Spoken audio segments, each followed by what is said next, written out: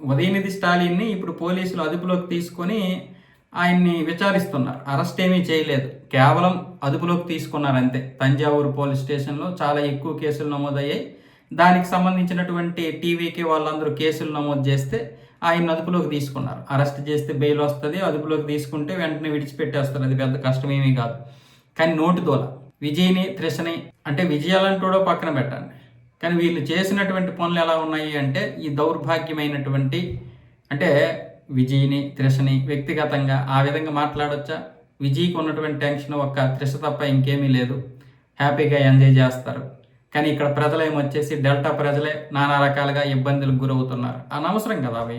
ఇంకొక విషయం ఏంటంటే ఉదయనిధికి వాడి తండ్రి స్టాలిన్కి ఒళ్ళు వంట ఏంటంటే ఎవరూ చేయలేనటువంటిది, వాళ్ళ తాత కానీ వాడు కానీ వాళ్ళ నాన్న కానీ చేయలేనటువంటిది ఇప్పుడు విజయ్ చేస్తున్నాడు. కర్ణాటక నుంచి కావేరీ జలాల్ని రోజుకు 3500 క్యూసెక్లు లేకపోతే 3500 టీఎంసీలు వాటర్ వచ్చేస్తుంది ఇక్కడికి. అంటే ఒప్పందం జరిగింది. తర్వాత ప్రజలు అక్కడ ధర్నాలు చేశారు, నిరసనలు చేశారు, ఆగిపోయింది. ఆ నీరు కనుక వస్తే వీళ్ళ ముగ్గురు వల్ల కానిటువంటిది, అన్న డిఎంకే వల్ల కానిటువంటిది ఇప్పుడు టీవీకే వల్ల వద్దని చెప్పి వీళ్ళందరూ కూడా కడుపు మంట.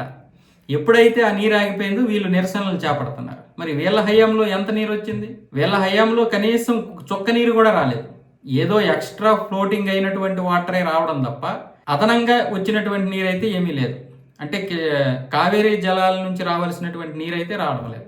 ఇక్కడ కర్ణాటక వాళ్ళని, తమిళనాడు ప్రజల్ని తప్పు పట్టలేము. కర్ణాటక ప్రజలు మాకెంత కావాలో అంత మేము ఉంచుకుంటున్నాం. అంటే పైనుంచి వచ్చినటువంటి వాటర్ హక్కుగా మాకెంత రావాలో అంత ఉంచుకొని మిగతాది మీకు ఇస్తాం అని వీళ్ళు అంటున్నారు. కానీ వాస్తవంగా ఏంటి, కర్ణాటకకి అయినా సరే పైనుంచి రావాల్సినటువంటి నీరు రావడం లేదు. ఆ నీరు వాళ్ళకి సరిపోవడం లేదు.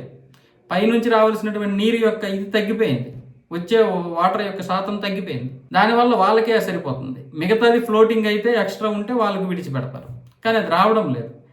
కానీ వాళ్ళు ఏమంటున్నారు, మాకు రావాల్సినటువంటి నీరు మాకు పూర్తిగా, అంటే మీరు అనుకున్న విధంగా రాకపోయినా కానీ అందులో పర్సంటేజ్ అయితే మాకు ఉంటుంది కదా, మా పర్సంటేజ్ మాకు ఉంటుంది కదా, వచ్చిన దాంట్లో మాకు 20%, 25% మాకు రావాల్సింది ఉంది కదా, అది మాకు విడిచిపెట్టండి అంటున్నారు వాళ్ళు.